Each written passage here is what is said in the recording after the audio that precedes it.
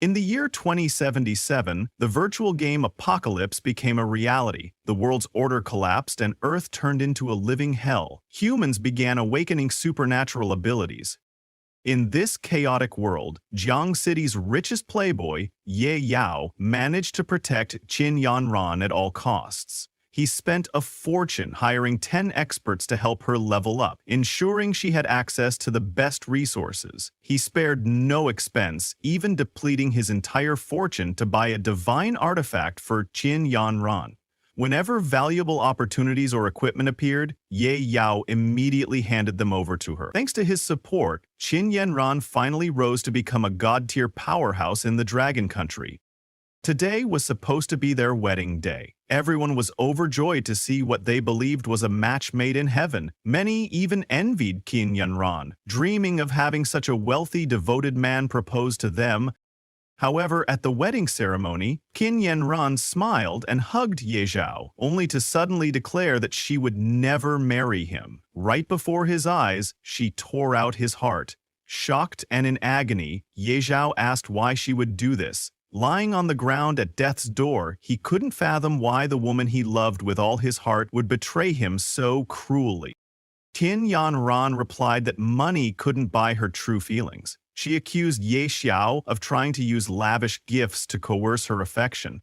She accepted his gifts, but that didn't mean she shared his love. Everything she had achieved was due to her own hard work. The only person who truly understood her struggles was Ye Xiao's heart to Ye Xiao's heart so she could hear its heartbeat every day. To her, that was the ultimate romantic gesture. Realizing that Qin Yanran and Zhou Heng had only used him for his wealth, Ye Xiao watched in despair as Zhou Heng laughed and stepped on his face. Everything that belonged to Ye Xiao now belonged to Zhou Heng.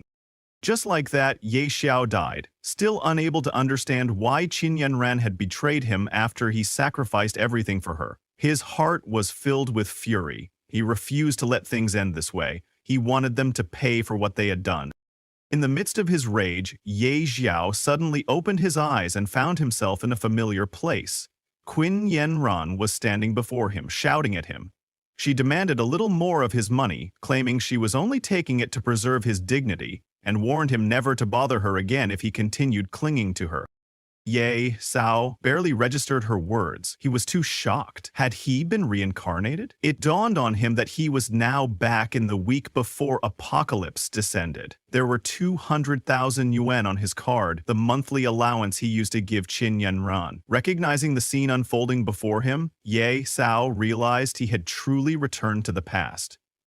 Qin Yanran continued berating him, complaining that classmates called her a gold digger for taking his money, causing her endless mental anguish. Remembering the betrayal he had suffered, Ye Xiao glared at her, rage burning in his heart. This time, he wouldn't let history repeat itself.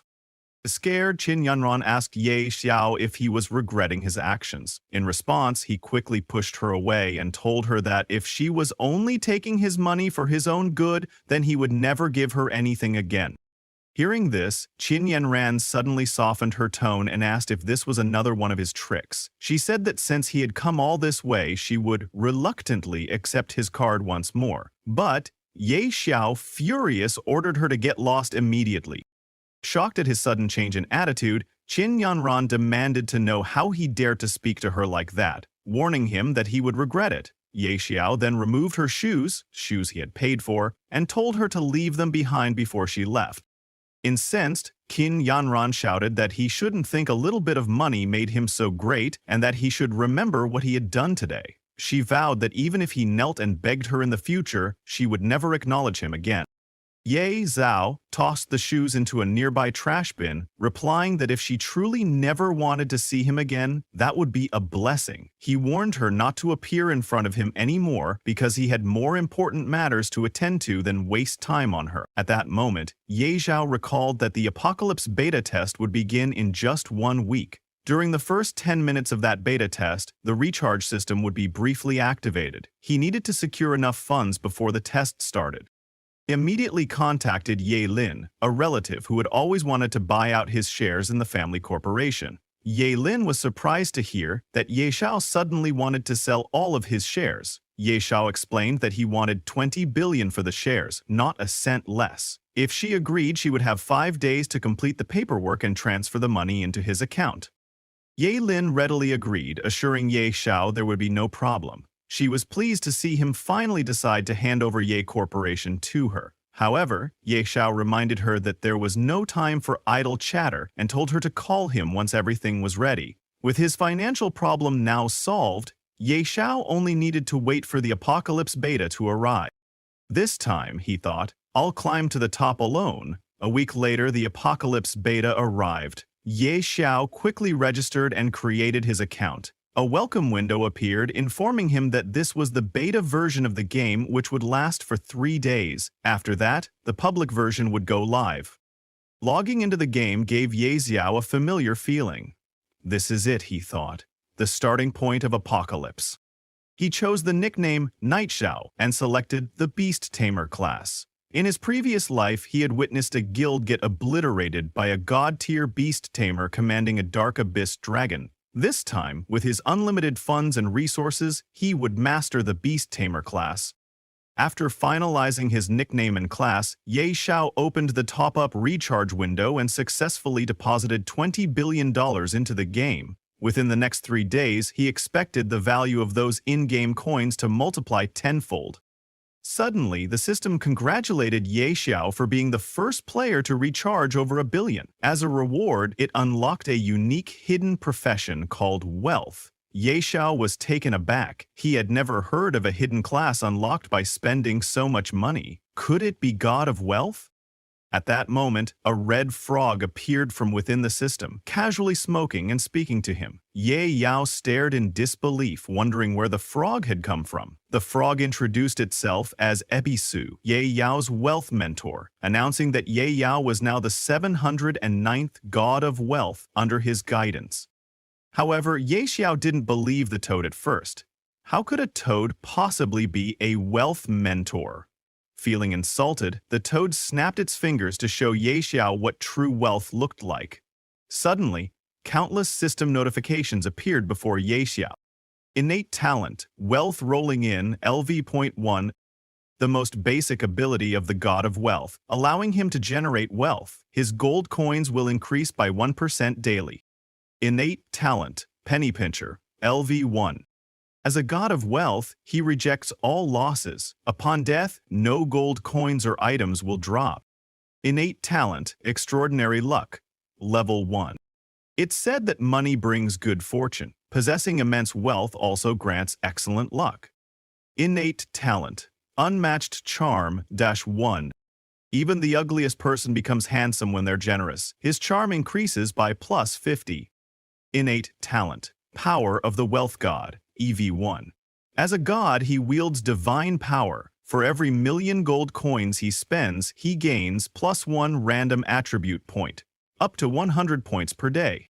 Seeing so many innate talents at once, Ye Xiao was astonished. No wonder it was classified as a hidden class. Although the abilities didn't seem directly offensive, the toad pointed out that any one of these god of wealth talents could bring unimaginable riches. When Ye Xiao noticed the effect of wealth rolling in, he realized that with his current 2.2 billion in gold, he would earn 22 million extra gold daily. And with power of the wealth god, that translated into 22 free attribute points every day.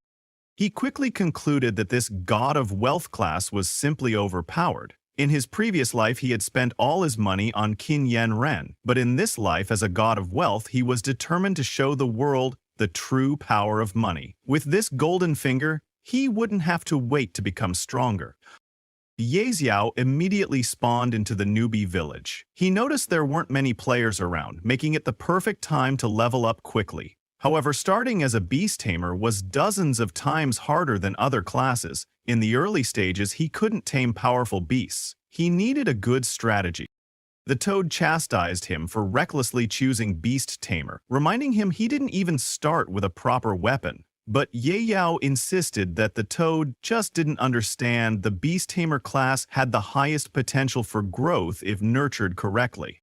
Just as he was checking his status window, he heard a commotion behind him. Turning around, he saw a group of level 5 goblin warriors rushing toward him. Since he had no weapon at all, Ye Xiao was at a complete disadvantage. The toad, panicking, told him to run for his life, and Ye Xiao, without hesitation, dashed the toad in tow. They ran all the way to the main city, narrowly avoiding defeat. Ye Xiao felt humiliated. He had never experienced such shame before. Other players who saw his beast tamer class could only pity him, some even mocking him for taming a toad. Enraged, the toad urged Ye Xiao to buy a beast egg in the city and tame a better creature. Ye Xiao, however, refused to settle for an ordinary beast. Confused, the toad asked what kind of beast he wanted instead. Ye Xiao revealed he knew of a hidden dungeon containing a god-level beast egg in a dragon's lair. With that, Yaeziel headed to the Supreme Hall to hire mercenaries who could help him venture into the dungeon and claim his future legendary companion.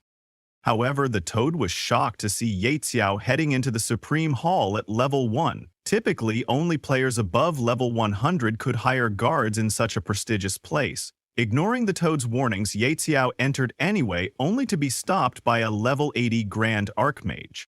The Archmage insisted that this was no place for a low-level player, and politely suggested Ye Xiao return once he was stronger and had a recommendation letter from the City Lord. Ye Xiao admitted he didn't have the letter, so the Archmage ordered him to leave, claiming the Supreme Hall was the Empire's pride and not meant for someone like him.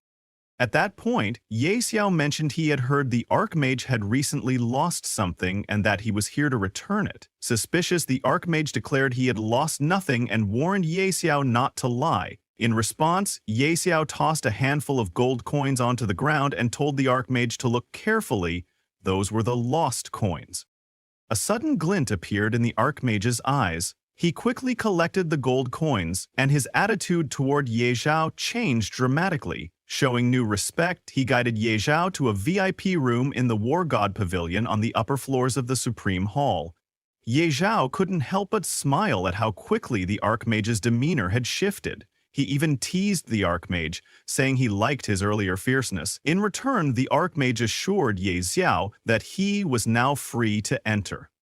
The toad was amazed at how well money could open doors. Once inside, Ye Xiao observed rows of powerful Supreme Hall Honor Knight golems, some at level 80 and others at level 100. Even the toad had to admit the Supreme Hall lived up to its reputation. Anyone who hired a level 100 guardian could practically dominate the newbie village. Yet none of these standard golems appealed to Ye Xiao. He considered them beneath him. Suddenly, a berserk blood warrior approached Ye Xiao and demanded to know who had allowed him inside. Ye Xiao ignored his tone and stated he wanted to hire a divine-leveled golem guardian. The berserk blood warrior scoffed, explaining that divine-leveled golems were exceedingly rare and generally weren't available for hire. Besides, judging by Ye Xiao's current stats, even an 80-level guardian was already more than enough. He doubted Ye Xiao could afford a divine-level contract. Yaozi then declared he was willing to pay 1 billion gold per day, causing the berserk blood warrior to fall silent. His demeanor softened immediately. In a quieter voice, he admitted it wasn't strictly impossible. Rules were ultimately made by people. By coincidence, he happened to know a divine-level spellcaster who might be willing to help. Recalling that divine-leveled spellcasters were incredibly versatile, capable of protection, defense, and offense all at once, Yao Xiao recognized that hiring such a powerful ally from the start would be an enormous advantage. He accepted the Berserk Blood Warrior's offer without hesitation. The Berserk Blood Warrior reminded Ye Yao that although he could summon the divine-level spellcaster any time, they first had to settle the payment details for the 1 billion gold per day rate. Ye Yao proposed signing a contract immediately, agreeing to pay whenever it was required. The Berserk Blood Warrior accepted and said that once the contract was finalized, the spellcaster would be summoned right away. Ye Zhao was eager to proceed. He had much to accomplish and wanted to start as soon as possible. As the contract stabilized, a beautiful female mage suddenly teleported behind Ye Xiao. Her name was Dolores, a divine-leveled spellcaster. According to the contract, she would follow Ye Xiao's orders for the next 24 hours. Curious, Dolores asked what difficult task he needed her for. Feeling a bit awkward, Ye Xiao admitted he had hired her for a very challenging mission. Dolores, however, seemed unimpressed. She assumed there were no truly tough dungeons in the newbie village, mentioning that foes like the Goblin King and even his entire family could be wiped out with a simple wave of her hand. Ye Yao decided to skip any further explanations and asked her to follow him immediately. Together they headed to a monster hunting area. Upon arriving, Dolores summoned a massive firewall spell that instantly obliterated the Goblin Elite warriors in mere seconds. Ye Xiao was stunned by her damage output. It was as if she was knocking the numbers so high they might as well be phone numbers. The other players nearby were just as speechless. They saw Ye Xiao teamed with a spellcaster unleashing insane damage values. Some wondered if he was hacking, but quickly dismissed it. No known cheats existed for the game yet. The only logical explanation was that he had hired an extremely high-level NPC spellcaster. Thanks to Dolores' overwhelming firepower, Ye Xiao's levels skyrocketed. He soon reached level 10, gaining 10 attribute points to allocate freely. He also became the first player in Novice Village 9527 to reach level 10, earning another 10 bonus attribute points. Even more impressively, he was the first player worldwide to hit level 10, which granted him 50 additional attribute points and the special title Speed Ascender. The Toad was amazed at Ye Xiao's rapid progression. Most players were still below level 5, yet Ye Xiao had surged to level 10 in just half a day. In response, the system broadcasted a worldwide announcement. Player Knight Sorrow has reached level 10, unlocking the level leaderboard. Other players were shocked, wondering how someone had managed to level up so quickly. Some guessed he might be a game master testing the system, but Ye Xiao didn't care about their speculation. Soon enough, when Apocalypse merged with reality, everyone would discover he was the true god among them.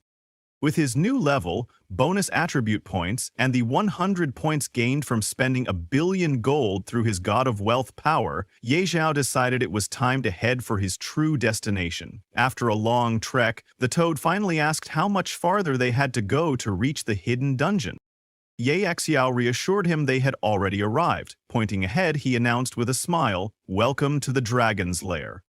Meanwhile, in another part of the game, a player, currently only level 3, had been relentlessly hunting elite monsters from the moment he logged in. Despite all his effort, he'd barely reached level 3, yet someone else had already hit level 10. Is there some exploit in the game, he wondered? He'd never heard of Night Sorrow before, but the news both intrigued and excited him. This could mean there was a powerful rival worth competing against. Back to Ye Xiao.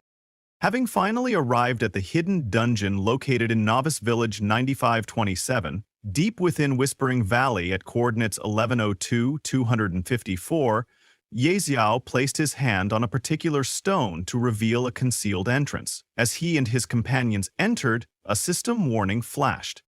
Warning: this area is extremely dangerous. Leave immediately. Dolores, the divine-level spellcaster Ye Xiao had hired, was astonished by the overpowering aura seeping from the hidden dungeon. She couldn't believe a dragon's lair existed within a newbie village. "How did you even find this place?" she asked, both curious and wary.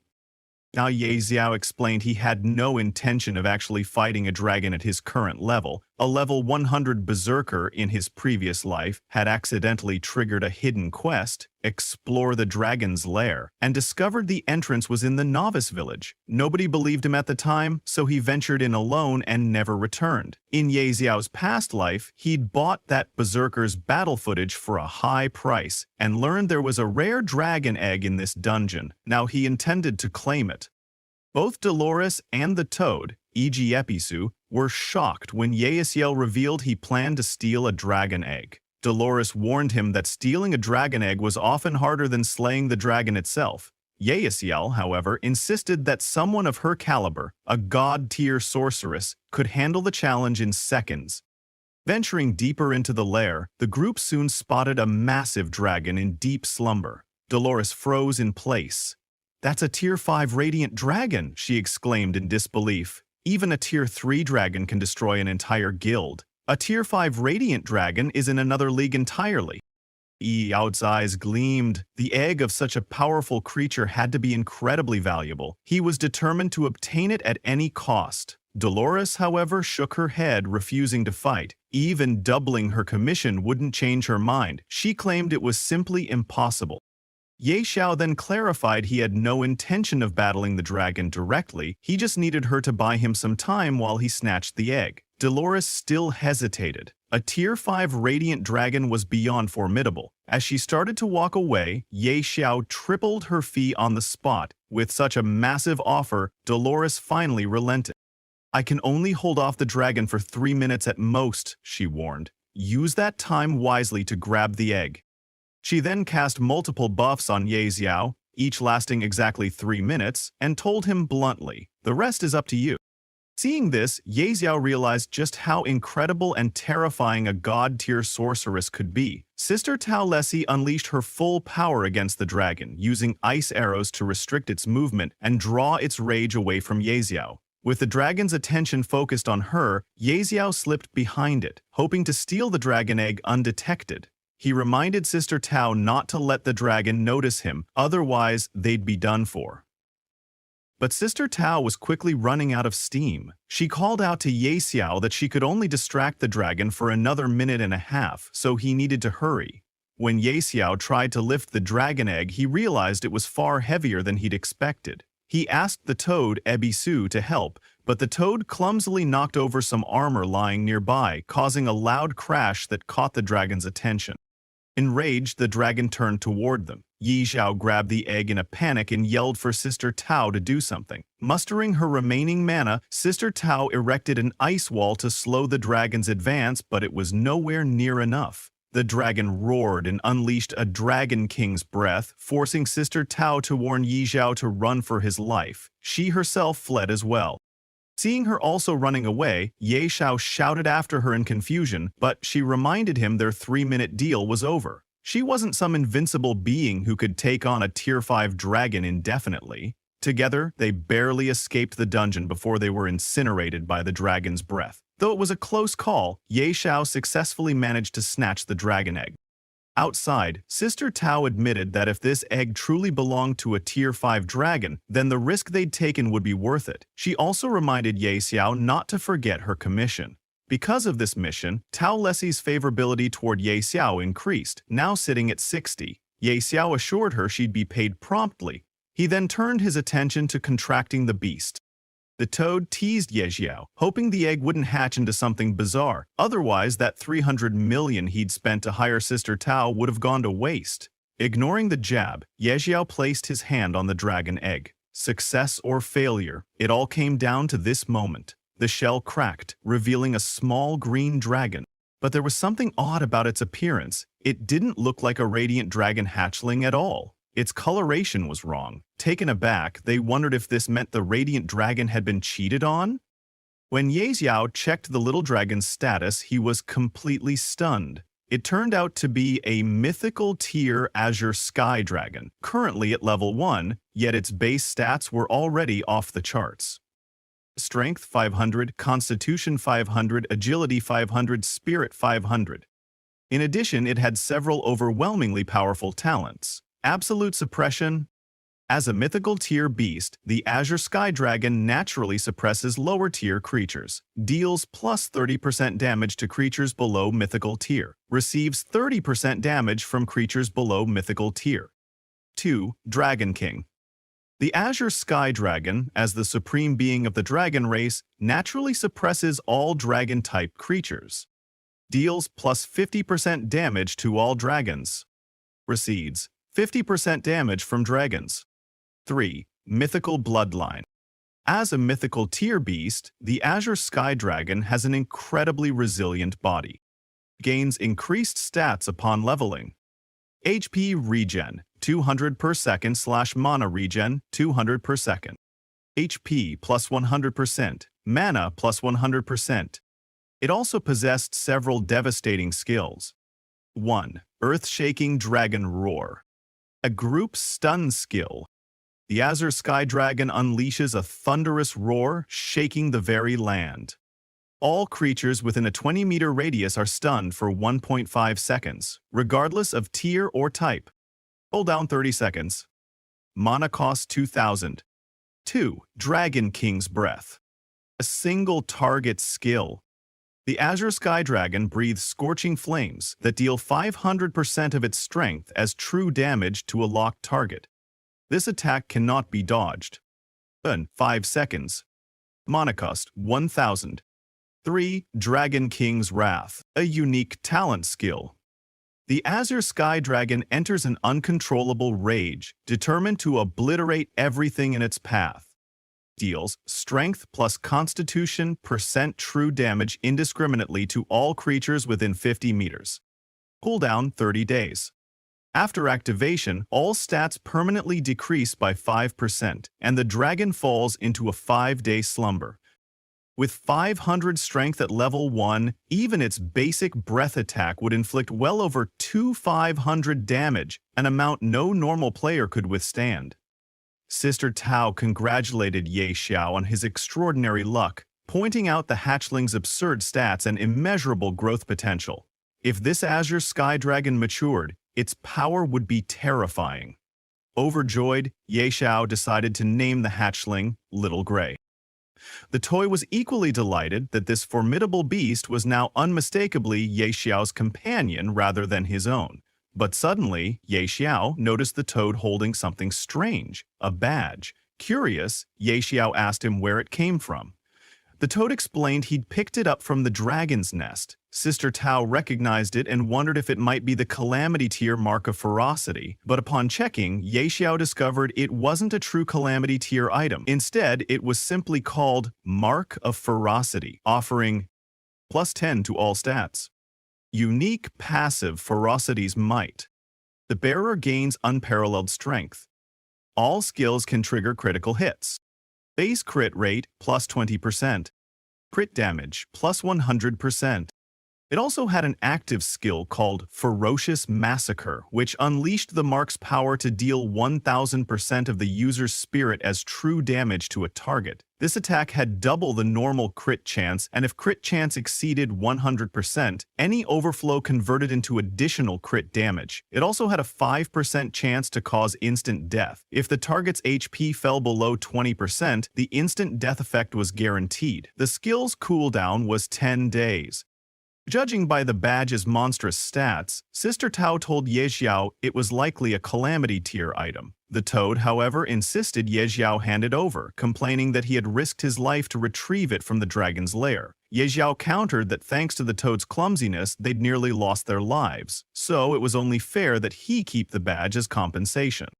Still unwilling to concede, the toad demanded 10,000 coins per day if Ye Xiao wanted to hold on to the badge. Ye Xiao tried to sweet-talk him, saying they were buddies and money shouldn't matter between them. The toad snapped back that Ye Xiao only acted friendly when he wanted something. Otherwise, he treated the toad as nothing more than a toad. Ye Xiao simply laughed, saying that with this badge, cutting through goblins would be like slicing butter. But the moment he equipped the badge, he triggered a hidden quest: the Forbidden Adjudicator. Though mighty, the King of Ferocity was consumed by the abyss. Bearer of the Mark of Ferocity, seek the truth. Objective: find the Fang of Ferocity.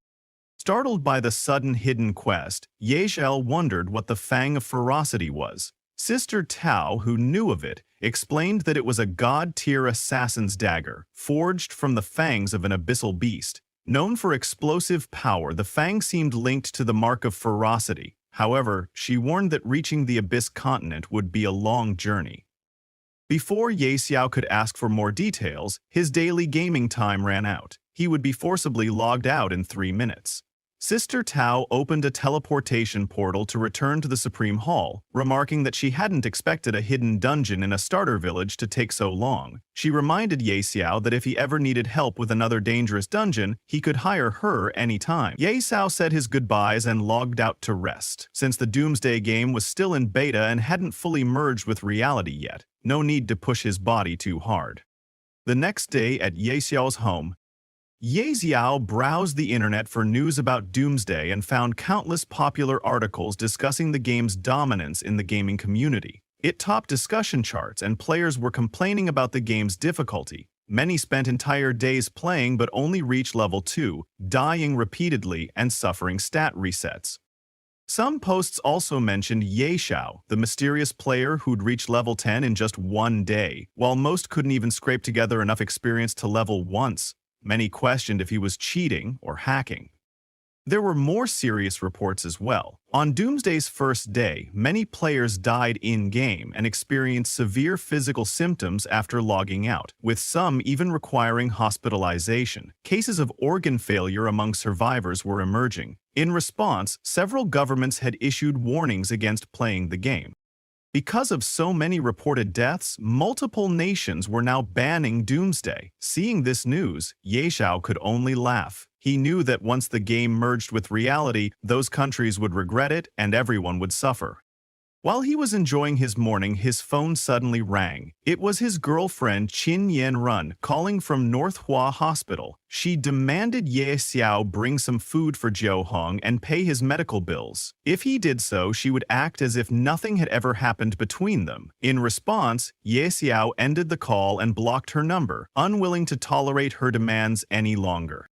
Meanwhile, at the hospital, Zhou Hong asked Qin Yanran if she was sure Ye Xiao would come just because she called. Qin Yanran told him not to worry. She believed Ye Xiao loved her so deeply that he would show up the moment she summoned him, like a dog. They seemed pleased with themselves until a doctor appeared, telling them they would have to settle their bill and be discharged early. Qin Yanran questioned why they needed an early discharge. The doctor explained that the hospital was overwhelmed with organ failure patients, people who had been playing Doomsday and they were running out of beds. Yanran sarcastically asked if they considered poor people's lives worthless, but the doctor insisted they pay their bill and vacate the room by day's end. Zhu Hong stopped Yanran from arguing further. He said that the game clearly wasn't simple and he intended to get discharged so he could keep playing. First, however, he asked Yanran to cover the hospital fees, but she didn't have any money. She had refused Ye Xiao's monthly allowance. Zhu Hong then remembered that Ye Xiao used to give her 200,000 yuan every month for living expenses, but Yanran stated she wouldn't take any of Ye Xiao's filthy money, insisting she was not some object he could buy with lavish gifts. She felt sick just thinking about him. Growing worried, Zhou Hong told Yanran to send Ye Xiao another message asking for money because he planned to start a Doomsday gaming studio. For Ye Xiao, that kind of money was nothing, but for them, it was crucial.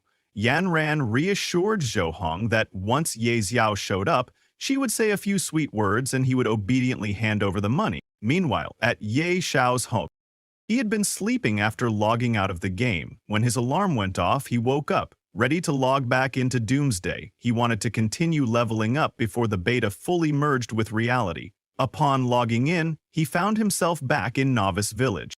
He summoned the toad, Ebisu, and told him they needed to level up quickly and leave the village. However, in a place where most players were still level 1 or 2, Yao Zhao, already level 10, stood out significantly. A crowd began gathering around him, amazed that the top-ranked player on the leaderboard was right there. People were curious, some inviting him to join their teams, even offering cute little girls in their parties as incentives.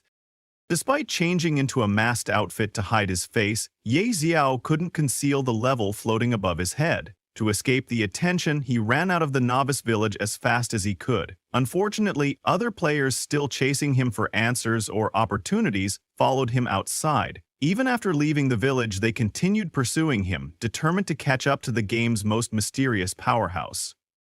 To escape the pursuing crowd, Ye Xiao rushed into a level 10 trial zone, a treacherous area with monsters too powerful for the level 2 or 3 newbies who had been chasing him. Just as he'd hoped, they all stopped at the entrance, unwilling to risk their lives. With a sigh of relief, Ye Xiao noted that they weren't stupid. They knew better than to follow him any further.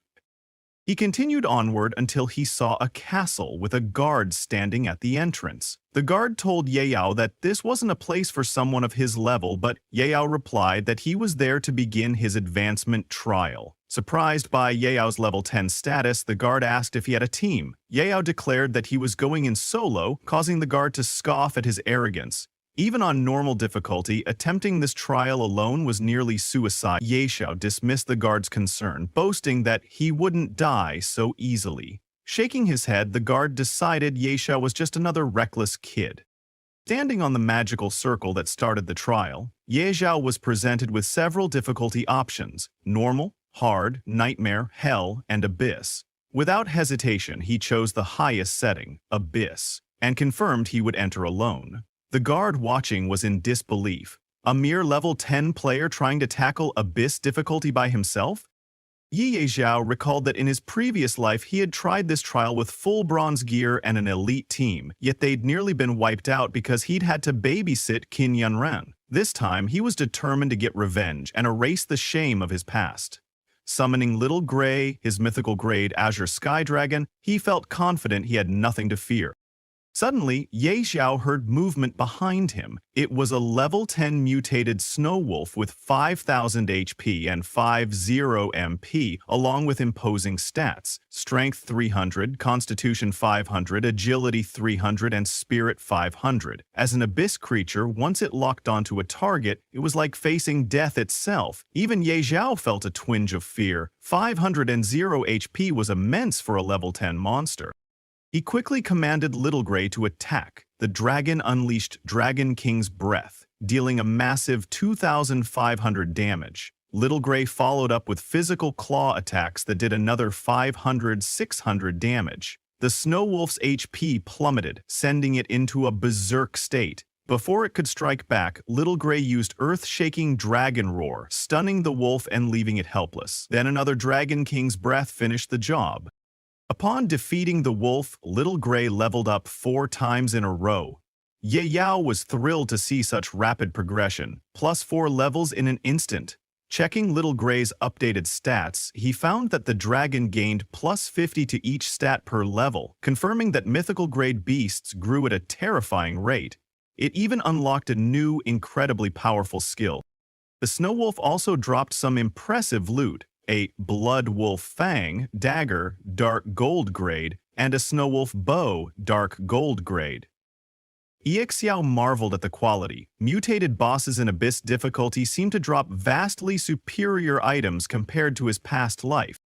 While he was inspecting his new gear, another demonized monster suddenly appeared behind him. Its stats were just as insane. Without hesitation, he ordered Little Gray to engage, and their battle raged on for another half hour. After half an hour, he finally defeated the Dark Abyss Tiger. Yet after such a fierce battle, he was so exhausted it felt as if his legs would fall off. Still, defeating the Dark Abyss Tiger yielded several dark gold grade items, including a pitch black sword, one-handed, and a spiked tiger shield, one-handed. Toda also picked up several pieces of gear. With this equipment, once he returned to the city, he could earn a decent amount of gold. However, Ye Xiao told him that he wasn't heading back. Instead, he wanted to challenge the trial boss and take it down. Toda was shocked. He asked Ye Xiao if he was joking. Even though they had killed so many monsters, Ye Xiao was still only level 7. How could he possibly handle the boss alone at that level? Ye Xiao told Toda not to worry. In his previous life's Abyss trial, the final boss was only Lord level. With Little Gray, who could easily take down 2 demonic monsters, and with everyone's help, defeating a Lord level boss would be as simple as slicing vegetables. He promised Toda he would show him what it meant to be a pro. Toda, however, was skeptical. They soon reached the deepest part of the abyss. The system immediately warned them that they had entered an extremely dangerous area and advised them to flee. Nevertheless, Ye Xiao was determined to see this through. In his past life, he had been a man of honor, trapped by love and emotions, only to be betrayed in return. But in this life, he was the Abyss Envoy, wielding the strongest power of the apocalypse, and he refused to leave before fully embracing the abyss. Advancing further, they came upon a fearsome monster seated on a throne. It was the Abyss Wanderer King, boasting overwhelming stats. Many of its attributes, like health, talents, and skills, were unknown, likely because Ye Xiao's level was too low to see them. Everyone was stunned. They had expected a Lord-level enemy, but instead found themselves facing a King-level boss. Ye Xiao was just as astonished. In his past life, the boss had clearly been Lord-level. Why was it king level now? With 5,000 spirit points. It was purely magic-based, possessing 0 strength and agility. Its normal attack damage was negligible and its attack speed was extremely slow. But if any of its spells struck Ye Xiao, he would be done for. Knowing a king-level boss was no joke. Ye Xiao ordered Little Gray to follow his commands precisely. Since the boss was slow, he instructed Little Gray to keep moving and attacking, never to engage in a prolonged fight. Little Gray obliged by constantly repositioning and striking, giving the king-level monster no chance to counterattack or activate its abilities. Ye Xiao was thrilled. If everything went according to plan, they would soon bring it down. But suddenly, Ye Xiao noticed the monster was just staring at him, not moving. He realized something was amiss, and he was right. The monster had been preparing a powerful magic spell aimed directly at him. Toda cried out for Ye Xiao to dodge. He barely managed to evade the spell, but the boss continued focusing all its attacks on him. Confused about why the boss singled him out, Ye Xiao called for Little Gray to help before he ran out of stamina. Little Gray rushed in, unleashing a Dragon King's breath that sent the boss crashing into a distant wall. If the boss didn't die soon, Yao would collapse from constant movement. Irritated and frightened, Toda shouted that if Yao ever dragged him to such a dangerous place again, he would refuse to come. At that moment, multiple system notifications appeared before Ye Xiao. Congratulations! You have completed the Abyss trial. Your beast, Little Gray, has reached level 10. You are also the first adventurer to clear this trial, and your reward is +5 to all attributes. With the boss finally slain, Ye Xiao exhaled in relief. He then turned to Toda, calling him a coward. Toda argued back. If Ye Xiao was so fearless, why had he run so fast to save himself? Ignoring the retort, Ye Xiao approached the fallen boss to see what kind of loot a king-level monster would drop. Meanwhile, a loud system announcement echoed throughout the game. Player Ye Xiao from Daxia Nation has completed the Abyss trial, becoming the first adventurer in history to conquer it. He has earned the legendary title Abyss Envoy. This is hereby announced. Players across the game were stunned. It had only been 2 days since launch, yet someone had already cleared an Abyss-level dungeon. Those from Daxia Nation were especially astonished. A top-ranked player came from their homeland, and his name alone graced the leaderboard. This person was truly extraordinary. Many large and powerful guilds immediately began investigating Ye Xiao in hopes of recruiting him. Back in Beginner Village 9527, the players were excited to learn that the famous new level 10 expert was from their very own village. Zhou Hong, now discharged from the hospital, resumed playing. He told Yan Ran that if they could befriend this pro and team up with him, they would become famous in no time. Even someone like Ye, second-generation kid, might eventually look up to them. Yan Ran asked if he truly believed a simple game could help him reach the pinnacle of life. Zhou Hong replied that something about this game felt different and that she should trust his judgment. He then asked if she had contacted Ye Xiao to help them level up. After all, he was rich and a gaming expert. Jianran refused, telling Zhou Hong that she would not reach out herself. If he wanted to, he could do so, but she wasn't that shameless. Yanran told Zhou Hong to stop bringing up Ye Xiao. It was so rare for them to have some time alone together. Since she had never played the game before, she asked him to teach her so they could enjoy some time together. Realizing her intention, Zhou Hong suggested they go level up. Meanwhile, Ye Xiao had just defeated a hidden dungeon boss and was stunned by the loot. After all that effort, the boss had only dropped a single fragment, an item he had never encountered in his previous life. It was called the Abyssal Stone Fragment, with an unknown grade and currently unidentifiable. Seeing no immediate use for it, Ye Xiao decided to head back to the spawn point, planning to get it appraised later. He had passed the trial, so leaving the beginner's village and heading to the main city took priority. Upon emerging from the dungeon, Ye Xiao found the guard at the entrance in complete disbelief. Someone had actually solo cleared the trial on Abyss difficulty? Ye Xiao told the guard to stop wasting time and open a path to the main city so he could leave the beginner's village. The guard quickly activated the teleportation gate and congratulated Ye Xiao on passing the trial. He also gave Ye Xiao a guide token, which granted free entry to and from the main city. Ye Xiao thanked the guard for his help. In addition, because Ye Xiao cleared the Abyss-level advancement trial, he was entitled to an epic item, the Badge of Valor. This badge served as proof of a hero and was only awarded to those who cleared the Infernal-level trial, an extraordinary feat. Equipped with this badge, Ye Xiao's base stats would increase by 20 and his charisma by 3. He also gained a passive skill called Valor's Might, which increased his strength by 10% for 1 minute whenever his HP fell below 30%. Ye Xiao was amazed by the Badge of Valor's effects. After receiving it, he stepped into the teleportation portal and arrived moments later in the main city of Windleaf. The system congratulated him on entering a new area. Ye Xiao was surprised to see how quiet the city was. In his previous life, the job transfer square would have been packed with hundreds of players. Arriving so early really changed the scene. Without delay, Ye Xiao set out to find Beastmaster Gutol. A companion named Toda was puzzled and asked why Ye Xiao was looking for a Beastmaster when he was already a beast tamer. Ye Xiao just smiled and said Toda would see soon enough. Before long, Ye Xiao reached Beastmaster Gutol, finding an older man sitting by the entrance. Ye Xiao approached and said he wanted a job transfer.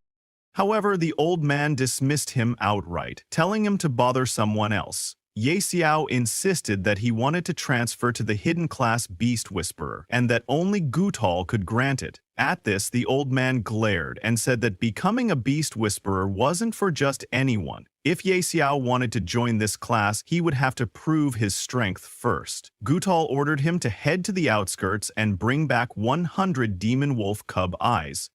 Toda was shocked and asked how Ye Xiao even knew about this hidden class quest. Ye Xiao, however, had no intention of spending time hunting 100 elite monsters. Hearing this, the old man scoffed and called Ye Xiao a useless fool, saying that if he couldn't even handle that, he had no chance of becoming a Beast Whisperer. In a huff, Gutol told Ye Xiao to get lost and stop wasting his time. In response, Ye Xiao retrieved the Badge of Valor from his pocket and explained that there might be a misunderstanding. He didn't think he needed to kill any demon wolves. This badge alone should prove his strength. The old man was astonished to see the epic Badge of Valor, shocked that someone so young had already cleared the Infernal level advancement trial. The old man grew even more surprised and asked Ye Xiao if he truly cleared an Abyss-level trial. He also wondered how many people had been on Ye Xiao's team. Confidently, Ye Xiao revealed that he had gone in alone and defeated the Abyss-level challenge by himself. Awkwardly laughing, the old man declared that he had known Ye Xiao was extraordinary from the very start, a true dragon among men. Ye Xiao couldn't help but be taken aback at how fast this man's attitude had changed. Not long ago, the old man had called him a useless fool, and now he was showering him with praise.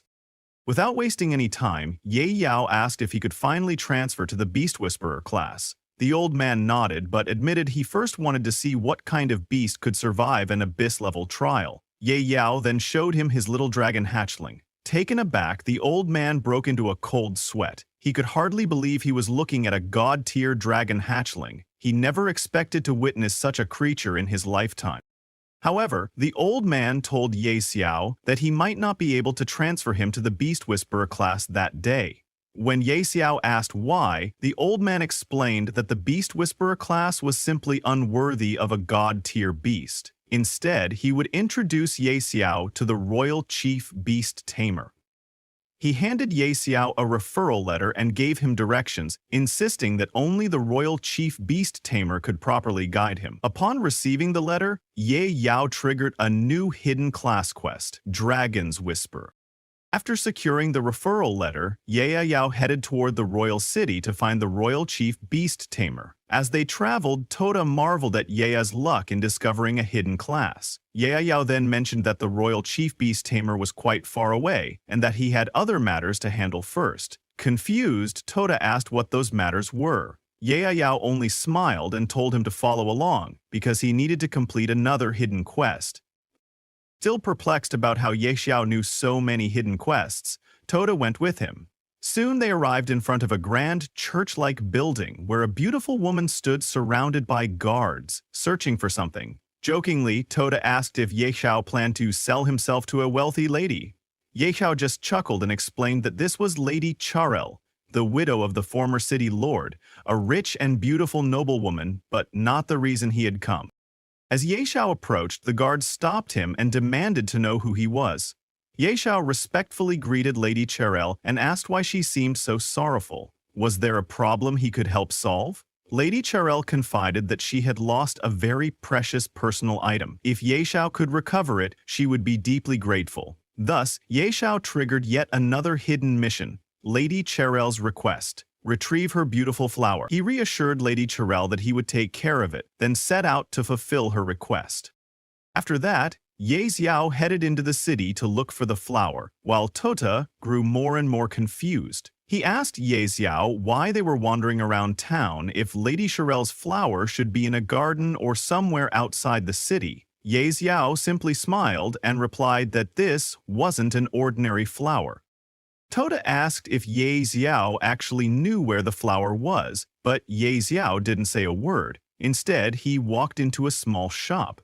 Tota, now even more perplexed, wondered how on earth a tool shop could possibly stock a beautiful flower.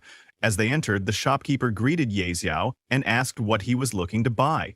Ye Xiao said he'd heard the shop sold treasure boxes. The shopkeeper proudly explained that these boxes could contain anything from prehistoric dragon bones to legendary-grade staffs. Then he asked Ye Xiao what price range he wanted. Ye Xiao laughed and asked for the most expensive boxes. The shopkeeper brought out their highest-grade treasure boxes, each costing 10,000 gold coins. To the shopkeeper's shock, Ye Xiao wanted them all. He insisted on buying every single one, then opening them on the spot. Unable to believe his ears, the shopkeeper confirmed Ye Xiao's request and began retrieving all the boxes.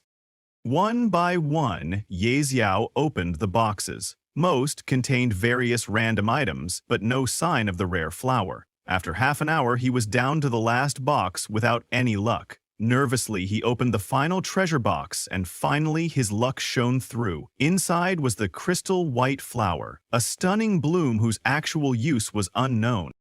Overjoyed, Ye Xiao rushed back to Lady Charel's estate to deliver the flower. Meanwhile, Lady Charel was taking a bath, talking with her maid Liz about whether anyone would actually be able to find it. Liz nodded and reassured her that, with Lady Charel's fortune, luck wouldn't fail her. Just then, another maid dashed into the bathroom, announcing that a young man was outside, claiming to have brought the flower Lady Charel desired.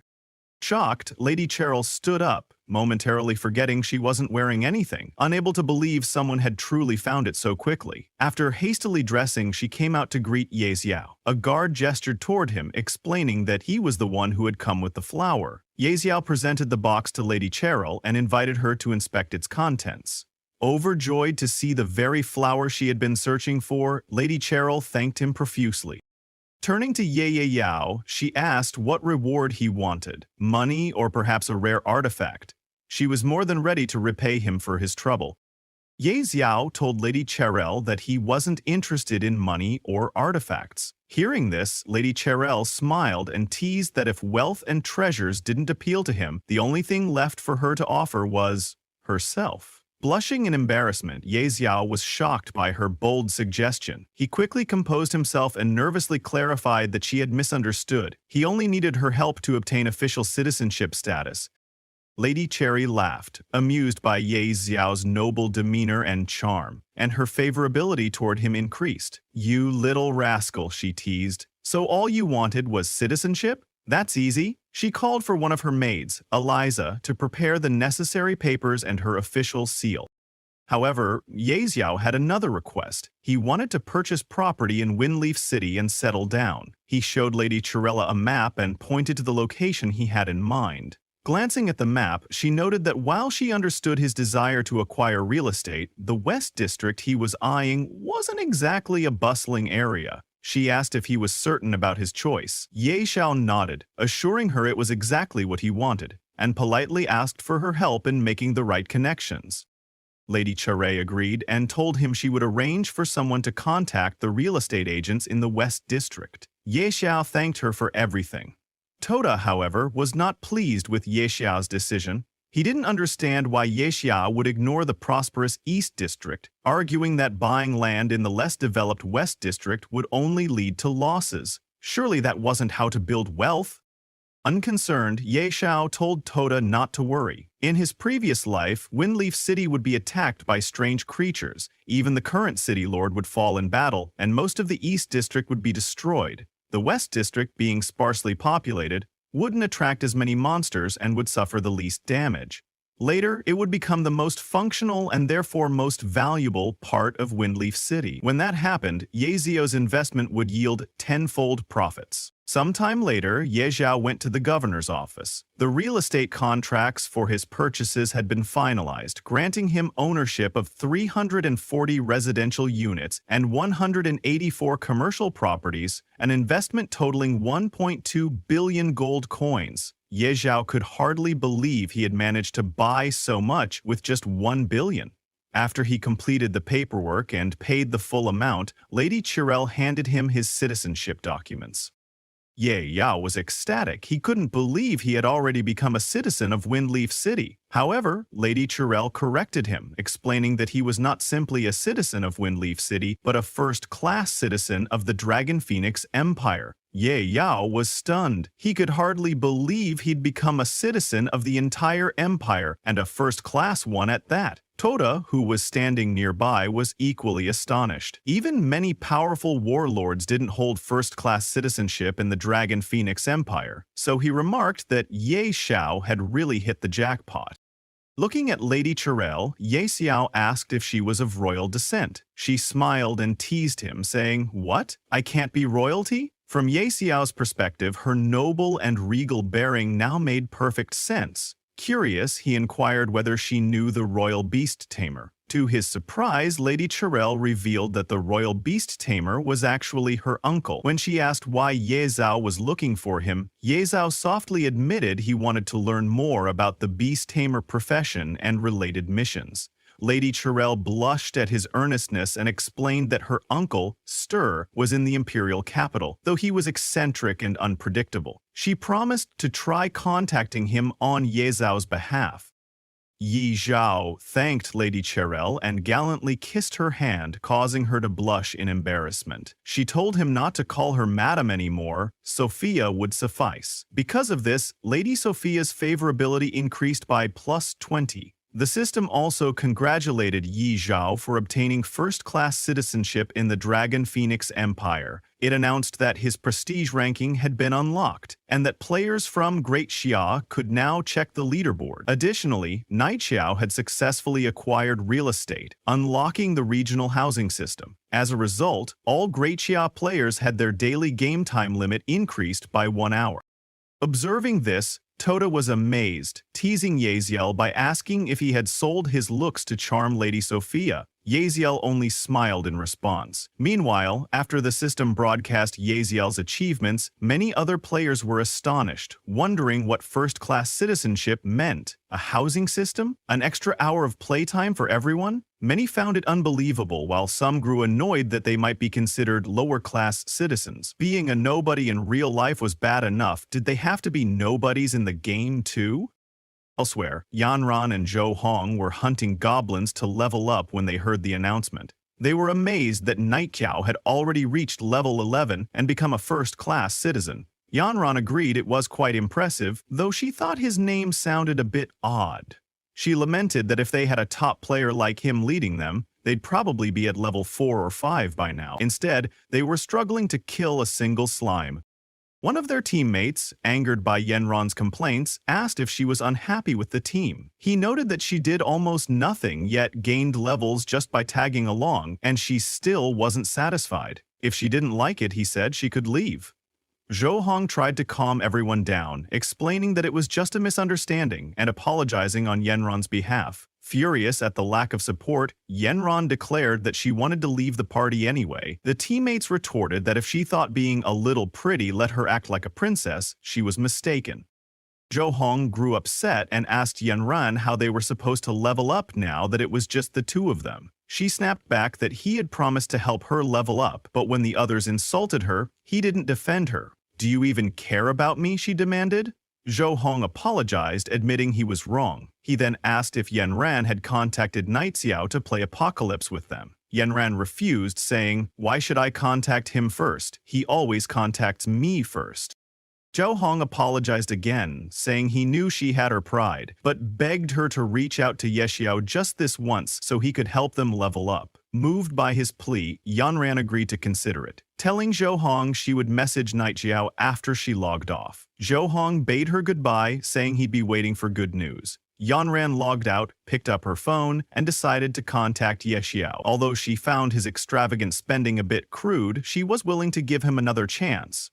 She sent Ye Zhao a message saying that she was playing a game called Apocalypse. She urged him to hurry up, buy the necessary equipment, and then help her and Zhao Tao level up. If he could get her onto the ranking board, she might even consider becoming his girlfriend, a gesture she felt was quite generous on her part. 5 minutes later, still no reply. Checking her phone again, she discovered that Ye Zhao had actually deleted her from his friends list.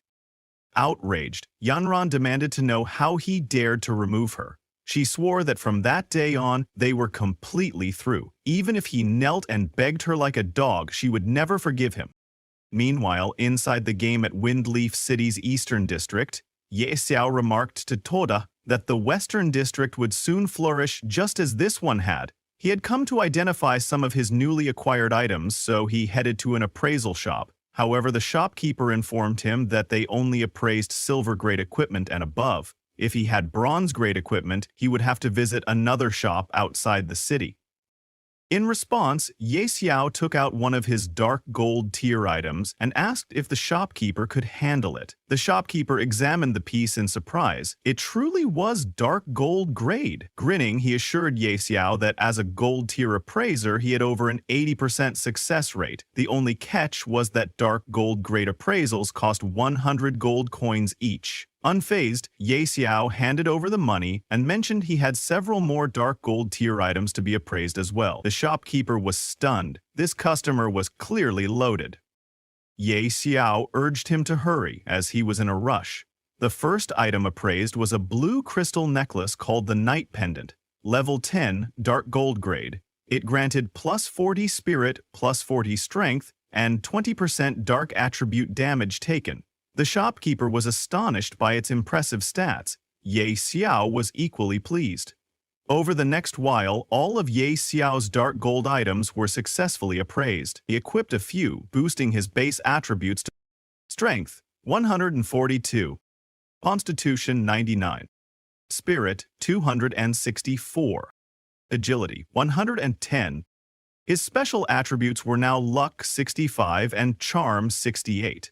With these stats, Ye Zhao felt much more confident in his abilities. Toda then asked what their plan should be, noting that Lady Sophia had yet to send any updates. Ye Zhao decided they might as well head to Grey Mist Valley for some leveling. Moments later, they arrived. Toda was startled by the sight of level 20 monsters, warning that it wasn't a suitable place for a level 11 player. Ye Zhao nodded in acknowledgement, but before they could proceed, a group of level 21 gray hyenas appeared. Corrupted by the valley's gray mist, these hyenas were more violent than normal, known to strike from behind.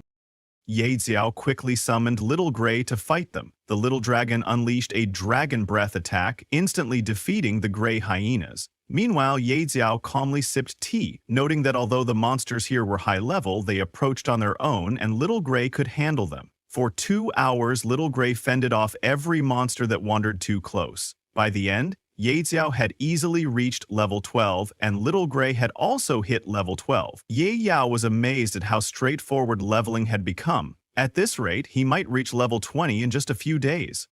While looting the fallen monsters, he discovered a beginner fireball spell scroll.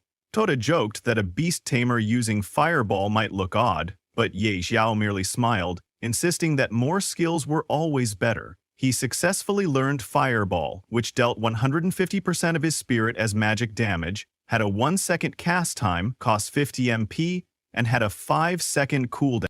Just then, one of the Grey Hyenas charged at Ye Zhao. Eager to try his newly learned Fireball spell, he cast it, only to see it deal a mere 31 damage. Stunned by how weak it was, Ye Zhao began wondering why the spell's damage was so low. Toadette burst out laughing, joking that little Grey's farts would do more harm.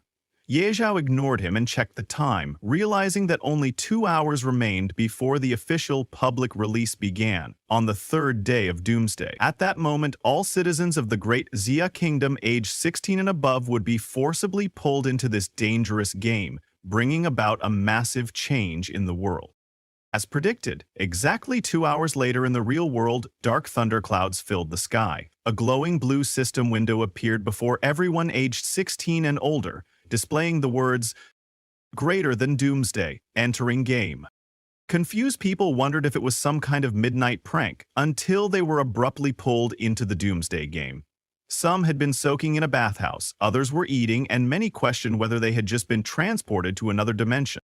Yan Ran and Zhao Hong were likewise forced into the game. Yan Ran, disoriented, wondered why she had automatically logged in. Zhao Hong, equally confused, said he had been sharing a midnight snack with Wang Wan and others when he was pulled in. Glancing around, they realized that countless people had also been taken. It was now clear that Doomsday was merging with reality. Zhao Hong asked Yan Ran if she had contacted Ye Yao about power leveling them, but she snapped that she wanted nothing to do with him. Even if he begged her, she wouldn't acknowledge him. Instead, she'd planned to reach out to the legendary Knight Zhao, the #1 ranked player. Startled, Zhao Hong asked if she truly knew the top-ranked player. Yan Ran smiled and admitted she didn't, yet. But no man had ever resisted her charm, so she'd intended to make him help them. Just then, a system-wide announcement echoed throughout the game, informing everyone that all citizens of the Great Xia Kingdom aged 16 and above had been forcibly logged into Doomsday. The logout function had vanished, making voluntary departure impossible. Furthermore, each player's spawn point corresponded to their real-world location. Those who lived closer together found themselves near each other in-game. More ominously, if a player died in the game, they would not return to the real world. At this revelation, the new arrivals realized that something was gravely amiss. Many recalled that Knight Xiao had raced through the beta, leveling up with shocking speed. Some speculated he might be a game master, believing that if anyone knew how to escape, it would be him. Determined, they vowed to find him at all costs. Meanwhile, in Newbie Village, a man called Immovable Mountain stood atop a hill, listening to a subordinate kneeling before him. The man reported they had yet to discover any way of exiting the game and might be permanently trapped. Immovable Mountain asked for news about Knight Xiao, but his subordinate explained that Knight Xiao, already level 12, was no longer in the newbie zone and they had no means to contact him. Inquiring next about Shen Kuang, or Kuang Blade, Immovable Mountain was surprised to hear he was only level 4. The subordinate said that despite grinding ceaselessly, Doomsday's difficulty prevented most from progressing. Many people were stuck at level 2. Immovable Mountain marveled at how extraordinary Knight Xiao must be, then ordered his men to spread the word. They had to locate this top player. Around that time, Ye Xiao received a message from Lady Sophia summoning him to the Duke's mansion with news about what he had been investigating. Thrilled that details about the royal beast tamer had come so quickly, Ye Xiao set off for the mansion without delay. As Ye Xiao entered the mansion, he was momentarily stunned by Lady Sophia's revealing outfit. Blushing with embarrassment, he thought she looked incredibly seductive. Who could resist that? Quickly changing the subject, he asked if there was any news about the royal beast tamer. Lady Sophia explained that her uncle, Stir, was currently traveling and couldn't return just yet. Disappointed, Ye Xiao felt his hopes sink, but Lady Sophia continued, saying that her uncle had asked her to tell Ye Xiao how to unlock the hidden class. Surprisingly, it was located right here in Windleaf City. Ye Xiao's eyes lit up. He'd assumed he would have to travel to the ends of the earth, only to discover the treasure was practically in his own backyard. He pressed Lady Sophia for details, and she hesitantly told him that, according to her uncle Stir, a very powerful dragon resided at the top of Dragon Ridge, just outside the city. Beneath that dragon's lair lay a labyrinth. Deep inside it, Dia, recalling his past Heath knowledge, asked if she meant the cave maze. Startled, Lady Sophia wanted to know how he knew its name. Yezya sidestepped the question, claiming he had heard of it before. In his previous life, he had grinded the cave maze extensively, facing only a level 80 demonized boss, no dragon. He wondered if something had changed this time. Lady Sophia confirmed that her uncle insisted a dragon guarded that area. Without hesitation, Ye Xiao decided to check it out immediately. Alarmed, Lady Sophia reminded him he was only level 12 and that adventurers far stronger than him had never returned alive from a level 80 zone. He assured her that he had his methods. Tota grinned, chiming in that Ye Xiao had once stolen a dragon egg, so a mere labyrinth was nothing. Give him enough money, and he'd even take down a dragon. Dealing with dragons was Ye Xiao's specialty, apparently. Retrieving his Supreme Hall token, Ye Xiao summoned Dolores. Lady Sophia was stunned. How could a level 12 player possess a Supreme Hall token? Dolores appeared and asked why Ye Xiao had called Big Sis this time. Ye Xiao explained he had a big job for her. Surprised, Dolores asked if this was another dragon mission. When Ye Xiao nodded, Dolores couldn't help but ask if he had some grudge against dragons. After all, he'd nearly broken her back last time while stealing that dragon egg. Dolores initially refused, telling him to hire someone else. Ye Xiao then offered her the same payment as before, 2 billion gold coins. Though tempted, Dolores still declined, explaining that she was injured and needed recovery time. She could accompany him in a month, once healed. In response, Ye Xiao mentioned knowing the location of the Holy Spirit Spring, which could speed her recovery. Shocked, Dolores demanded to know if he was serious. If he truly knew where it was, she would go with him even if it killed her. Ye Xiao confirmed it was in the Lost Lands, and they struck a deal. Watching from a distance, Lady Sophia thought Ye Xiao was beyond anything she could have imagined. She couldn't help but anticipate his future growth, perhaps even to the level of a god-tier powerhouse. Meanwhile, outside the beginner village, many players gathered around a man named Wang Qian, who had just been slashed twice by a goblin. After respawning, his organs began failing. Panic spread as people realized the game could truly kill them. Everyone wanted to go home, but nobody knew how to log out. Suddenly, someone mentioned hearing about a player who had already reached level 12. Maybe they should find him and ask for help. On the other side of the world, Ye Xiao and his group reached Dragon Ridge, where the Holy Spirit Spring was rumored to be. Tota, admiring the area's beauty, remarked that it hardly seemed like a dragon's hiding place. Dolores cautioned him that the more peaceful a place looked, the deadlier the danger lurking there. Ye Xiao agreed, pointing out that the monsters here were level 80. Without Dolores's level suppression buff, they would already be surrounded. Since they were heading for the labyrinth, it was best to avoid unnecessary battles. Suddenly, they noticed a huge dragon city perched atop the mountain. Dolores nervously asked if Ye Xiao really knew where the labyrinth entrance was, noting that the dragon above was tier 5. She did not want to be spotted. Ye Xiao told her to relax, insisting that the dragon wouldn't see them. He led them to a steep slope on the mountainside, where a massive stone gate stood adorned with a mysterious magic pattern. Examining the magical array, Dolores remarked on its sophistication. She saw no lingering magic residue and doubted she could open it. Ye Xiao reassured her, drew a knife, cut his hand, and let a few drops of blood fall onto the teleportation array. Startled, Dolores asked how he knew how to activate it. Ye Xiao only smiled in response. He told Dolores that he had his own ways and asked her to just follow him. Dolores couldn't believe how mysterious he was and wondered just how many secrets he was hiding. But when Ye Yao entered the cave, the system warned him that the area they were entering was an extremely dangerous zone called the Dark Cavern Maze. This maze had only one exit, and if they didn't find it within the time limit, they would be trapped forever. However, that wasn't the only thing to worry about. The maze was also occupied by dangerous creatures, and they had only 180 minutes to complete it. Hearing this, Ye Xiao was confused. He couldn't believe it was now classified as an eerie zone with only 3 hours to escape. In his previous life, he had heard the time limit was 3 days. The only explanation he had was that something was off. Even the time limit had been shortened this time. Dolores, a little worried and scared, warned Ye Zhao, "This mission is even more dangerous than facing a Tier 5 dragon. Are you sure you still want to go after those items?" Ye Zhao smiled and told Dolores, "You're a god-tier sorcerer. You can't be scared of something like this." Dolores couldn't believe it.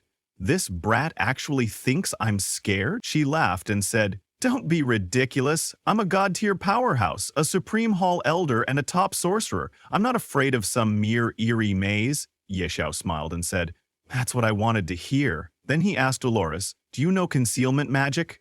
Dolores coughed and snapped, "What kind of nonsense question is that? Concealment magic is such a low-level spell, I didn't even bother learning it when I was an apprentice." Ye Yao calmly asked her not to be mad. He told her he wanted her to use concealment magic to hide their presence and aura. For Dolores, that was child's play. She snapped her fingers and activated Shadow Phantom buff.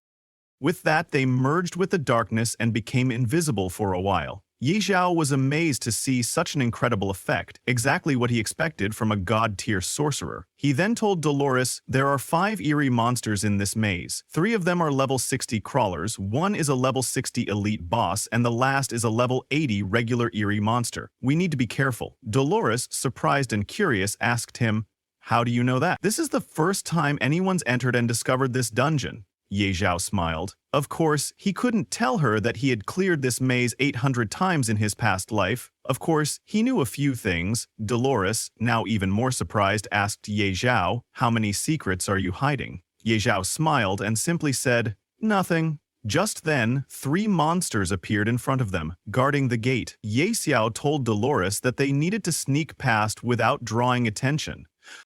He asked her to follow him closely and watch his footwork. Dolores scoffed and replied, "Don't teach me. I'm a higher level than you and I've cleared more mazes in my lifetime than you've walked roads." Ye Xiao didn't listen and just told her to follow exactly where he walked.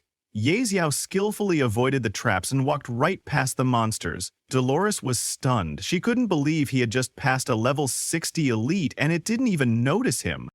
She took back what she had said earlier and acknowledged Ye Zhao as her master. She then used the same tactics and successfully dodged all the traps, passing by the monsters without being noticed. Then, Ye Zhao reminded her, telling Dolores to get ready for combat. They were reaching their destination. However, to Ye Zhao's surprise, the boss monster guarding the chest this time was different from what he remembered in his past life. It was the Maze Guardian Yin Spirit Beast. Ye Zhao asked Dolores to check the monster's level. It was a level 100 Berserk Eerie, pretty average in strength. Then Ye Zhao told her that he would go open the treasure chest and asked her to get ready to strike. But before he could go, Dolores placed an absolute defense buff on him. Better safe than sorry.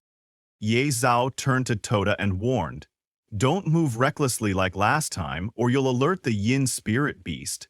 Tota replied, "Don't worry about me. You should worry about yourself." Ye Zhao sneaked behind the monster and opened the loot chest. According to his memories from his previous life, there should have been a hidden class scroll inside.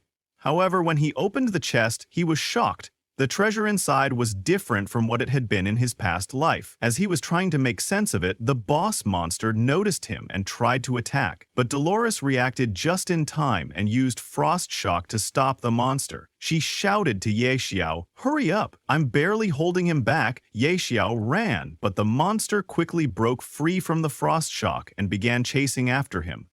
Panicked, Ye Yao called out to Dolores for help. Dolores quickly stepped in front of him and activated a 5-point magic formation, restricting the monster's movement. Meanwhile, Ye Yao checked the loot he had gotten from the chest. To his surprise, the scroll was made of sheepskin, and more importantly, he had received a diamond-like item, a heaven-rank treasure.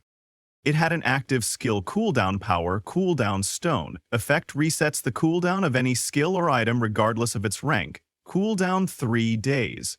Ye Zhao was amazed. With this item, he could reset any of his skills' cooldowns instantly. Then Dolores asked Ye Zhao, "What do we do about the boss? Should we fight it or run?"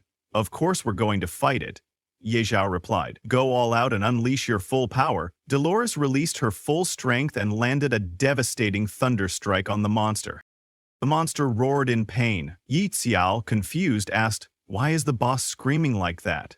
Tota shouted, "It's not going berserk, it's summoning something." To their horror, the monster wasn't going berserk. It was summoning the dragon they had seen before entering the dungeon. The dragon broke through the dungeon roof and unleashed a fiery breath, burning everything in its path. "Run for your life!" Dolores yelled. "There's no way we can beat that thing." But she was exasperated. Why does it always come down to running for our lives, and how the hell can a yin beast summon a dragon? Ye Zhao shrugged. Maybe they're just neighbors who protect each other's territory. Tota scoffed and shouted, "Shut up and run! The monster's catching up and it's targeting you, Ye Zhao! It's gone berserk and is immune to slow effects. Run!" But Ye Zhao suddenly stopped. "There's no way I can outrun it," he said. "If it's going all out, then I have no choice. I need to take it down first." Dolores warned him, "That thing is level 100. You're only level 12. You can't take it down." Ye Zhao knew that, but with his cooldown stone and Brutal chapter, this was the perfect chance to test his firepower. Dolores couldn't believe it. "You're seriously gambling with your life here." Ye Zhao used the cooldown stone, removed the cooldown on Brutal chapter, and launched the attack on the monster. But to his dismay, it only dealt 242 damage. He stared at the number in disbelief. "That's it? That's all the damage I did?" But then, to his surprise, the damage number started rising. The tiny hole he had made in the monster's chest expanded rapidly, and within moments the monster's body exploded. The yin beast was killed instantly. Stunned and confused, Ye Xiao wondered what had just happened. The system informed him.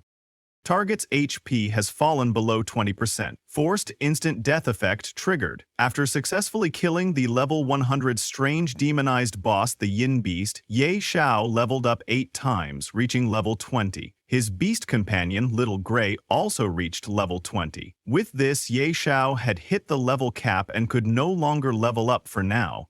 Ye Xiao was in disbelief. "I really reached level 20 instantly?" Dolores was equally shocked. She couldn't believe that a level 12 rookie had just taken down a level 100 demonized boss by himself. Because of this achievement, the system issued a worldwide announcement telling everyone that Daxia player Ye Xiao has successfully killed the level 100 strange demonized boss Yin Beast, achieving the first kill on a level 100 demonized boss, 500 reputation, 50 attribute points, and 1 Daxia Warzone points. This is an official announcement. The world went into chaos.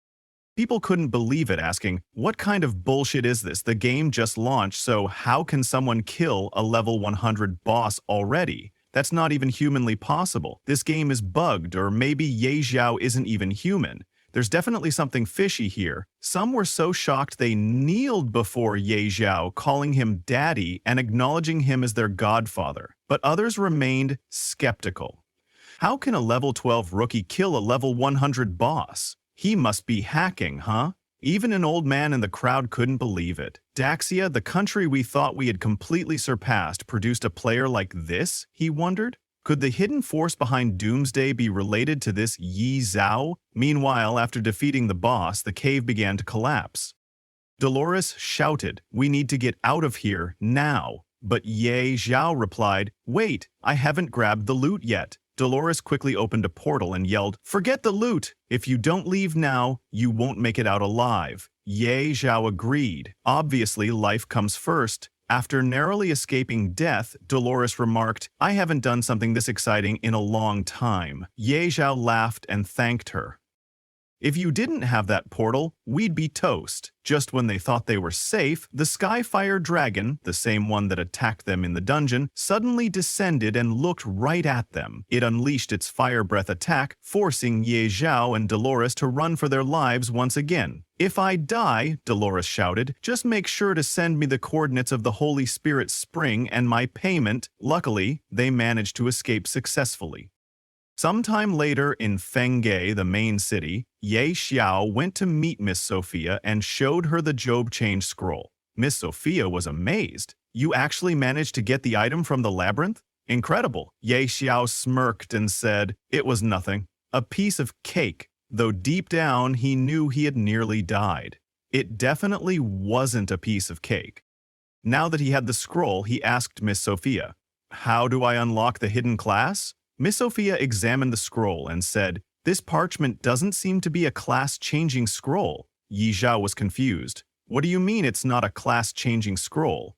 Miss Sophia explained. "According to my uncle, Stir, this parchment doesn't change your class. It unlocks your hidden potential and awakens a unique class meant just for you." She asked Ye Zhao to follow her and brought him into a secret chamber. Ye Zhao was surprised. "I never knew this estate had a hidden room. I don't remember discovering this in my past life." Inside the secret chamber, a man was standing before them. He introduced himself. "Welcome, Yi Zhao. I am Stir, Royal Beastmaster, and the one you seek." Yi Zhao greeted Mr. Stir and told him that he was there to unlock his hidden class. However, Mr. Stir was surprised, saying, "I thought this method of class changing had vanished from the world, but it seems I was wrong." He took the job-changing scroll and agreed to assist Ye Zhao with his class transition. He asked him, "Are you ready?" Ye Zhao smiled and said, "Ready. I can't wait any longer." Mr. Stir nodded and told Ye Zhao, "This parchment will awaken the deepest power within you. Follow your heart's guidance." He also instructed Ye Zhao to stay calm, not panic, not resist, and to guide his energy around his body with focus and intent. As Ye Zhao followed Mr. Stir's instructions, energy orbs began to appear around his body. Mr. Stir was stunned. He couldn't believe what he was seeing. Ye Zhao had activated all 5 crystal balls. Miss Sophia, noticing her uncle's shocked expression, asked him, "Is this what you meant by the Supreme Class transfer?" Mr. Stir nodded. "Look at those 5 crystal balls around him. They represent potential. When I changed my class, I could only activate 3. But this man, he's breaking the limits of humanity and activating all 5? Is this guy even human?" Miss Sophia, excited, couldn't believe her uncle thought so highly of Ye Zhao. Could Ye Zhao be something far beyond an ordinary person? Suddenly, a system notification comes, congratulating Ye Zhao for successfully completing the class transfer quest, Whispers of the Dragon, and changing his class to the unique hidden profession. Due to the infusion of mysterious power, his class rank has been upgraded. He has surpassed the class rank limit and advanced to the unique God-tier hidden profession. After successfully changing to a hidden God-tier profession, Yi Xiao's body overflowed with power. But what surprised him even more was when he looked at his new status. It was insane. Mr. Stir was in disbelief. Someone actually unlocked the legendary Beast God Master class? That means he's mastered the supreme power of the Beast God and gains 40 attribute points per level. Ye Zhao was equally amazed when he saw the stat boosts. Even the God's Guardian set came with a crafting blueprint, equipment that grows in power, and it starts at epic rank. However, the materials needed to craft it were all rare, and he'd have to hunt dangerous monsters to gather everything. Yi Xiao thanked Mr. Sir for assisting him with the class transfer. Mr. Stir told Ye Zhao, "Now that you've stepped into the divine realm, your potential is limitless." Toda agreed, nodding in approval. Ye Zhao smiled to himself. "Looks like I'm destined to reach the peak in this lifetime, but first I need to craft the Beast God's Claw." Meanwhile, somewhere else in the game, a group of players arrived to challenge the Abyss-level trial after witnessing Ye Zhao's solo clear. They approached the respected Guardian and said, "We wish to challenge the Abyss trial." Seeing the 3 of them well-equipped, the Guardian asked, "What level of the trial are you attempting to unleash?" But one of them, a man named Tiger Unleashed, stepped forward and said, "I'm going solo, Abyss-level trial." The Guardian was stunned. "Another one trying to solo the Abyss-level trial," Tiger Unleashed replied confidently. "I live for challenges. No regrets, even if I die." The 2 girls with him wished him the best of luck and said they'd wait outside for his good news. Tiger Unleashed gave them a thumbs up and said, "Don't worry, you won't be waiting long." The Guardian couldn't believe what he was seeing. These visitors from another world? They're really built different. 5 minutes later, Tiger Unleashed came running out. covered in wounds, shouting, "Heal me! Heal me!" His companions quickly helped him and asked, "What happened inside?" Tiger Unleashed replied, "The monsters in there were mutated and terrifying. They're not weak enough to be soloed by just anyone." One of his companions gave him a healing potion and realized not just anyone can solo the Abyss level trial. Meanwhile, at Great Rift, in a level 20 trial of Abyss level, Ye Xiao arrived to level up, but when he looked at the surrounding community, he was surprised to see how lively it was. People were talking non-stop, asking questions like, "Who is Ye Xiao really? What kind of bug is he using to level up so fast?" Ye Xiao, however, didn't want anyone to know his identity. He just wanted to lay low and focus on leveling up. He sat down on the ground enjoying the view while his beast companion Little Gray fought monsters to gain experience. Little Gray used Dragon Claw and dealt 2,354 damage, instantly killing a rock monster. After defeating it, the monster dropped 2 Dark Gold rank equipment items, the Rock Shattering Hammer and the Rock Great Sword, a 2-handed sword. Just as Ye Xiao bent down to pick up the items, a boss monster suddenly appeared in front of him.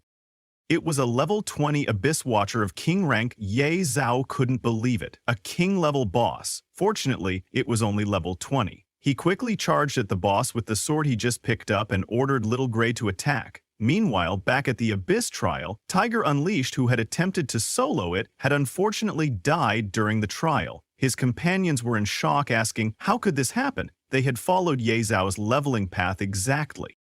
There was only one explanation. If Ye Xiao cleared the Abyss trail, he must have found some kind of exploit. As they were discussing this, another system announcement appeared before them. It was a world announcement telling all the players that Ye Xiao from Grand Jia Nation has successfully cleared the level 20 Abyss trial, becoming the first in history to do so. As reward he got epic item Stone of Valor, 1 Grand Jia Nation Warzone points. Ye Xiao had defeated the king-level boss. However, to his surprise, there was no loot.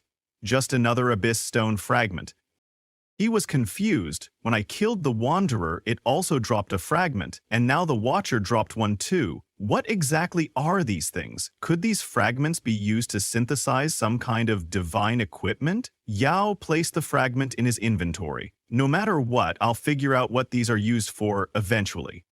Time to head back. When he returned to town, the city guards congratulated him for passing the trial and handed him his reward, an epic rank item, Stone of Valor. They informed him that it could be used to enhance the Badge of Bravery. Ye Xiao was amazed. It's actually an item to enhance the Badge of Bravery? Without wasting any time, he used the Stone of Valor to upgrade his badge. Because of that, his Badge of Bravery successfully evolved into a legendary grade badge. The new effects were so powerful, Ye Xiao couldn't believe it. With this legendary badge, even the level 30 area will be a piece of cake. Let's go, haha! However, before he could head out, a system notification popped up in front of him, saying that, due to upcoming maintenance, the game will be temporarily shut down soon. Ye Xiao was confused. What's going on? Does this mean we can finally exit the game and return to reality? Other players also received the same notification and were relieved to see that they could finally log out and meet their families again. Moments later, one by one, all the players began logging out of the game and returning to the real world. Back in the real world, at Ye Xiao's house, he quickly turned on the TV and started watching the news about the game, where the reporter was saying, after Daxia, the United States has also become engulfed by the Apocalypse game. Experts predict that this supernatural game phenomenon will soon sweep across the entire globe, falling asleep and being automatically transported into the game. Or apocalypse, has become a problem that all of humanity must face. A player named Meng Hu Chu Long was found dead in both the game and the real world, raising terrifying concerns. How dangerous is the Abyss difficulty trial? What future awaits ordinary players? Seeking answers, a reporter invited one of the top-ranked players, Qing Feng, to discuss how to level up safely and successfully. Qing Feng told the reporter that he had led a team to conquer the hard difficulty advancement trial. In today's livestream, he would also discuss whether dying in the trial truly affects real life. Meanwhile, to Ye Xiao, the name Qing Feng sounded unfamiliar, but interesting. He was curious to see what kind of skills Qing Feng had. The reporter asked Qing Feng, as the first player to pass the hard difficulty advancement trial and the only one since Ye Xiao to clear an advancement trial, "How do you feel?" Qing Feng replied. "I didn't pass the trial alone. I barely cleared it with my team's help. I was just lucky," the reporter continued. "What do you think about players now entering Apocalypse whenever they fall asleep?" Qing Feng answered. "As for the existence of Apocalypse, officials still have no explanation, but surviving in this world is far more complicated than it seems." Then the reporter asked him, "We've also learned that Ye Xiao, a player from Daxia, has cleared the Abyss difficulty trial twice. As a fellow top player, what do you think?" Qing Feng replied seriously. "Ye Xiao and I aren't even in the same league. Even if all the other players on the leaderboard combined their strength, they probably still wouldn't be able to beat him." Meanwhile, in another location, a man in a white suit, watching the interview, realized something. "If I could make someone like Ye Xiao work for me, I would gain absolute power in the world of Apocalypse." He turned to his butler. "Fu, use all available resources. Find out everything about this Yi Xiao." At the same time, Yi Xiao was also processing what had happened. The game unexpectedly underwent system maintenance and forcibly logged everyone out. Players can only enter the game by falling asleep. Seeing this, Ye Xiao realized, "The invasion of reality by Apocalypse is progressing more slowly than in my previous life. But that's actually good. It gives me a great chance to level up faster. For Beast Tamers, level 30 is a crucial milestone. At that level, they unlock an additional beast slot. No need to think too hard for now. I'll just get to level 30 first." Without wasting any time, Ye Xiao logged back into the game and entered level 30, Grey Mist Valley. He summoned Little Grey and started hunting monsters to level up. Little Grey used a stun technique to restrict the monster's movement, then followed up with Fire Breath, killing them instantly. Both of them leveled up to level 24. Ye Xiao was thrilled to see the insane leveling speed. Meanwhile, back in Hindi Town, players were shocked when they looked at the leaderboard. Ye Xiao's leveling speed was beyond belief. His level had risen again, and the gap between him and the second-place player was now more than double. Even Qing Feng was surprised. "I thought leveling would slow down at higher levels. Other players should have started catching up by now. But instead, the gap's only widening." His teammate tried to cheer him up. "Our opponent was never Ye Xiao to begin with. At that level, he's already on another tier. We may not be the best, but we're still better than most. Getting second place is still something to be proud of." Another teammate 30 minutes nodded. "That's right. Besides, we still hold 3rd, 4th, 5th, and 6th place. That's more than enough." Meanwhile, at beginner village number 9527 near the Dragon's Nest, two dragons were speaking to each other. "Glorious Dragon and Fire Dragon," the Fire Dragon asked. "The egg has been missing for days, yet you're still hiding in this dark corner, sleeping peacefully. As the Dragon Prophet, you bear the fate of our entire race?" The Glorious Dragon calmly responded, "Have you not sensed it? That human carries an aura the gods despise." The Fire Dragon narrowed his eyes. "Are you talking about the repulsive gods? But you don't believe in that tale. How could a mere human insect possess such power?" The Glorious Dragon replied firmly. "I am the Dragon Prophet. I can see further than you. That is why I'm willing to entrust our race's future to this mortal." The Fire Dragon growled in frustration. "You're being reckless," but the Glorious Dragon shook her head. "There is no time left. We must act quickly, before it's too late."